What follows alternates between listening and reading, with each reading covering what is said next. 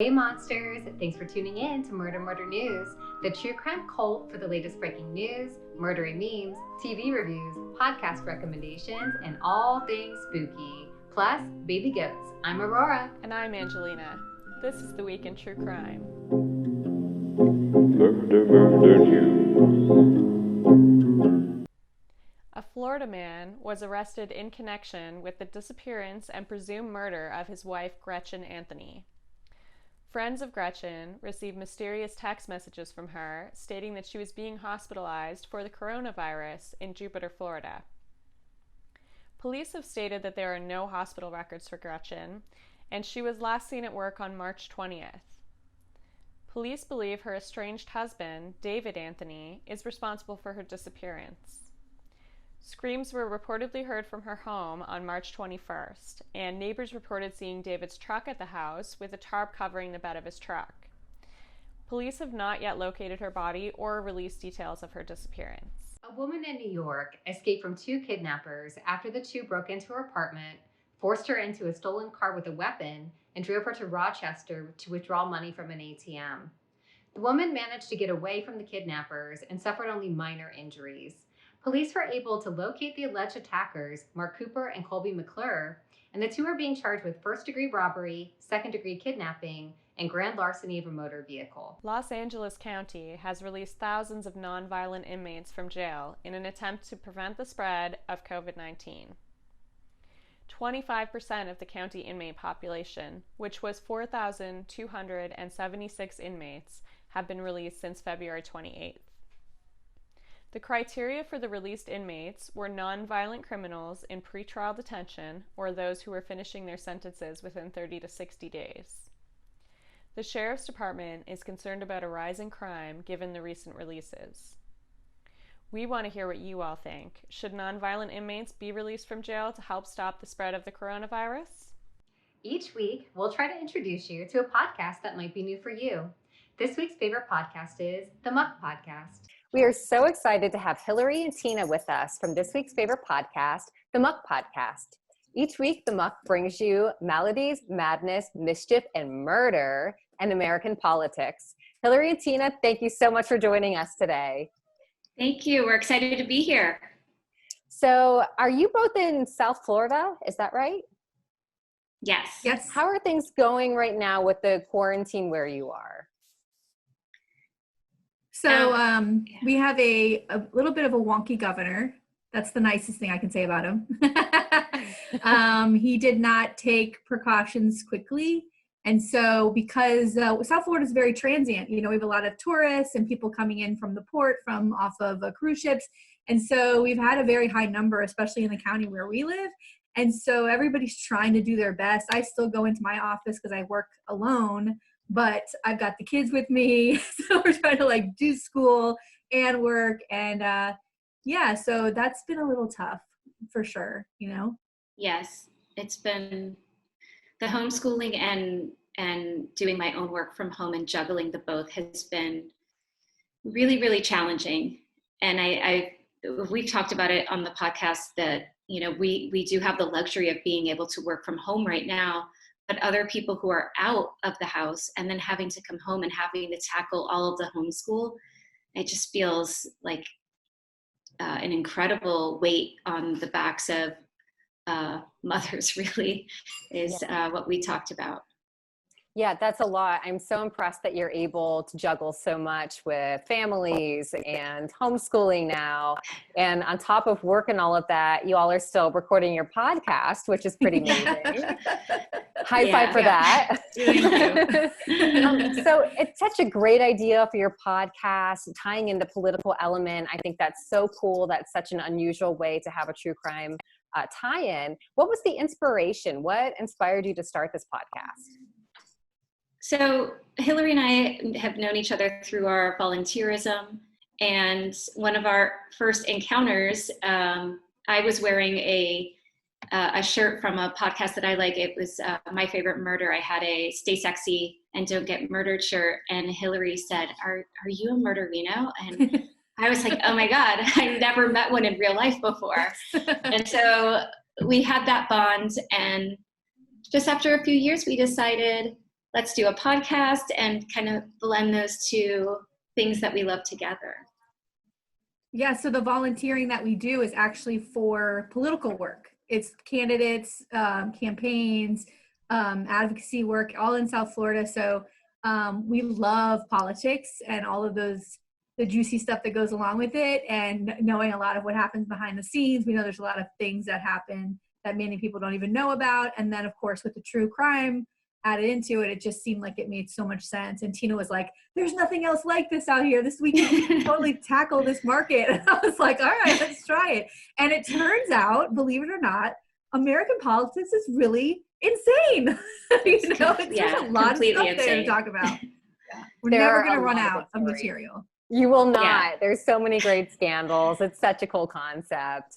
And were there any cases that got you into true crime? Any like big stories in the news or anything? Like, what got you into true crime? So for me, I kind of grew up in the era of, the milk carton kids. And I remember in my elementary school, like getting fingerprinted and my mom bringing home like a little card with our fingerprints, and kind of I didn't really know, I knew stranger danger, but not really like the impact of what that meant, and just feeling sort of scared by it. So that was my first sort of inkling about these greater dangers in the world, I guess. Right. But for me, I read Helter Skelter when I was a freshman in high school, and that was like, wow, it opened my eyes to just the psychology aspect of certain murderers and the whole, and that's all about Charles Manson and his idea of Helter Skelter and his whole philosophy of sort of brainwashing people about this idea of Helter Skelter, which for him was that there was going to be this apocalyptic war, and none of it was true, but that's how he kind of sold it to the people, and the fact that they went along with it. And that was the book and then after that I read, In Cold Blood, and then I went on from there. So that was the catalyst for me, I guess. Great. And how about for you, Hillary? I would have to say I will never forget Adam Walsh disappearing. His father John Walsh went on to start that great show, oh my gosh, America's Most Wanted. And anyway, that happened here in South Florida, and actually in Hollywood, Florida, which is not far from here. I actually drove past the mall where he was taken like 3 weeks ago, and I was like, it's still like the creepiest, weirdest like mall that's all the business left that place after it happened. And so it's just like this ghost town. But I remember that being the thing where your parents kind of just kept pulling you in, because it was like, stay closer, because that danger of like just being able to freedom to ride your bike, that all of that stuff kind of went away down here when Adam Walsh happened. And I also have this thing about women being into true crime, because I think we're always a little bit fearful. We kind of have to be, like, we're kind of raised to like, we have to protect ourselves. We have to look around the corner, keep our keys out when we're walking, And so I think there's this curiosity we have to like know all of these things that have happened to people in true crime, because women have that fear. We always have it. And I don't know, I think it is just this wanting to be protective of ourselves, Absolutely. That's so true. I feel like, at least in the news, we're portrayed as victims so much more often that we definitely have to have our guards up. Yeah. And have there been any recent cases in the news now that you've been tirelessly following? Any big ones? I haven't been following anything new, but lately, I don't know what it was, but I fell back into BTK. Ooh. And I started listening to several different podcast takes on it. And the most recent one that I've been listening to is, and it's an older podcast, it's called True Crime All the Time. And in 2016, he did like this 3-part series on episodes on BTK, but what he interjects are the recordings from the trial, and Dennis Rader in front of the judge, and listening to Rader talk about what he did. And he speaks so casually and so nonchalantly, as if he's talking about, how he went out and ordered some pizza or something. And he kept referring to his projects. He kept saying, my next project. And the project was trolling, stalking, preparing the kit, preparing his, he called them his, it wasn't murder clothes or crime kit, but he had a language for the clothes that he wore, and all of the steps, and just such a casual tone that it just was remarkable to me. And listening to, and they did it for almost every victim. And the judge would ask questions, and he was like, yeah, so, my next project, I went, and I was like, wow. And even when he referred to how they died, he would say, I thought I put them down. And it sounded like how you would talk about an animal that was sick rather than, a human. And it just was amazing. And that he went on for so long, and he had such an ego, and he was so intelligent. But it's just, I don't know, I was just intrigued by it. So that's been the thing I've been listening to the past week. So. Wow, that is so creepy. It's true crime all the time? True crime all the time. And it's I want to say it's from like when they first started. It's one of their 2016 episodes, like back in their first season. That's interesting, because I had been listening to a podcast about Israel Keys recently. That guy. Yeah, and it's true crime bullshit. Who's interested, name's funny. But they have a lot of his interviews with the police on there too. And I had the same feeling listening to him, that it's so unsettling listening to a murder talk so casually about his crimes, as if he's talking about what he did over the weekend. Like the tone of voice doesn't change. Their body language seems so casual and relaxed. And it's like calling it his projects, like stalking people, and creepy. It's awful. Israel Keys, he's the one that buried like the murder kits everywhere, or no? That's right. Yeah, he's the murder kit guy. Such a creep. Wow. That's wild. And how about for you, Hillary? Is there a recent case now that you've been listening to? I mean, to be honest, this Wednesday, an episode coming out this Wednesday, my story that I cover is all about Rick Scott, who was our former governor and is now our U.S. Senator from Florida. And just watching closely how, as far as for our podcast, how public, elected officials are handling this COVID nightmare is interesting to me. And I think crime worthy. You know what I mean? I really feel like this is the time when really you get to see if these elected officials deserve to be where they are. And so I think covering Rick Scott this week was huge, because he's insane, but just how he's handling this mess is beyond.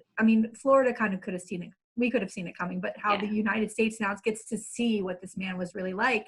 I think that's something I'm following. And I was thinking about, after watching that Netflix show, oh my God, I'm going to totally forget the name. It was about the FBI agents who started Mindhunters. Mindhunters. Yeah. Mindhunters. One. Yeah. This last season they covered the Atlanta child murders, and I think that would be another great story, because a lot of elected officials there really let the city down, and especially like the community of color there. So I think that would be another good one to look back into.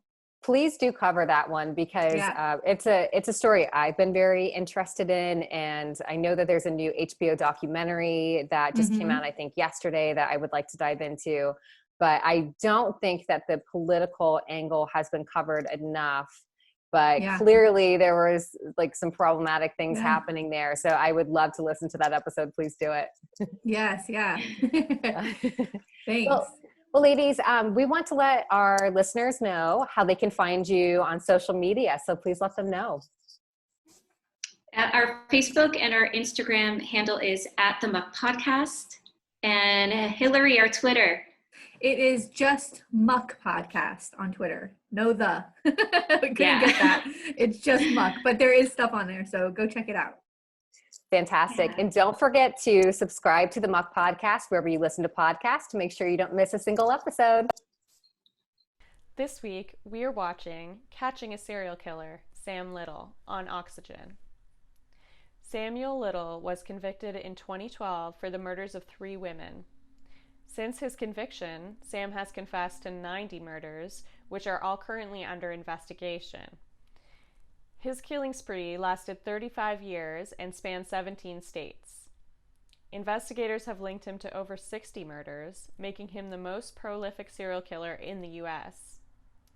The new documentary takes a deep dive into how Sam got away with these crimes for so long. Plus, we take a look at his portraits of his victims, which are absolutely terrifying.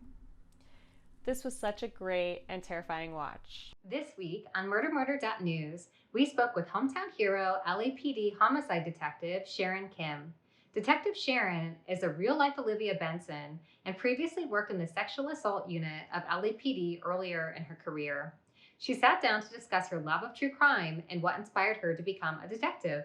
Her interview is incredibly intimate, and she opens up about her own sexual abuse and how this pushed her to become an advocate for others. You do not want to miss this interview, so be sure to check out the link below. Thanks so much for tuning into This Week in True Crime with Murder News. If you haven't already, hit the subscribe button below, give us a thumbs up, and tell all of your true crime friends. If you need more of a true crime fix, join our commune at MurderMurder.news for our monster book club and cold case solving groups. And don't forget to follow us on Instagram, Twitter, and Facebook. See you next week. Murder News.